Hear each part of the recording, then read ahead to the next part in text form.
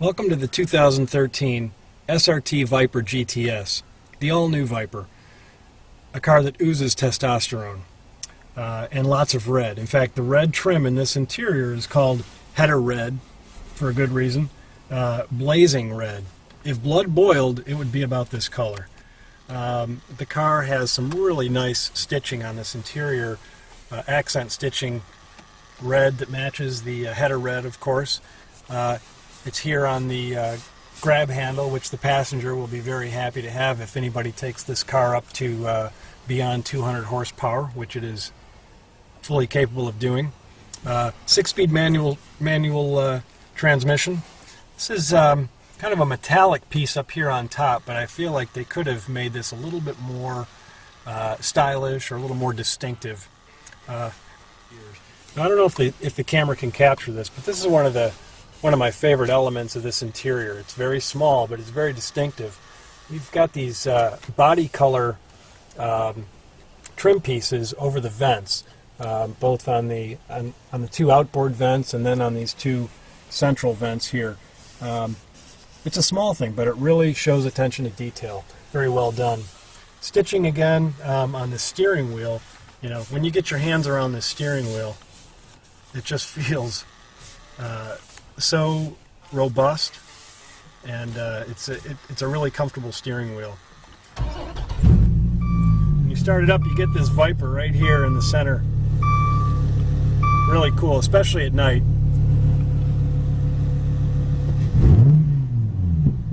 So that's the sound that you hear all the time, and if you're a NASCAR driver, it would probably be fine, but a lot of times it gets a little overwhelming. You got two cup holders that are fully functional. And here in the center, between the seats, there's a nice storage bin, fairly deep also. You could fit a small purse if there was a woman in the car. And you've got your USB jack, and you've got a card holder here for other media.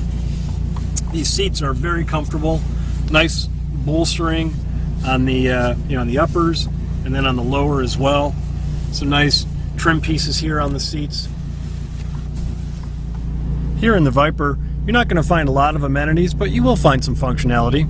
Here you have some controls on the steering wheel, connected to the display here in the center.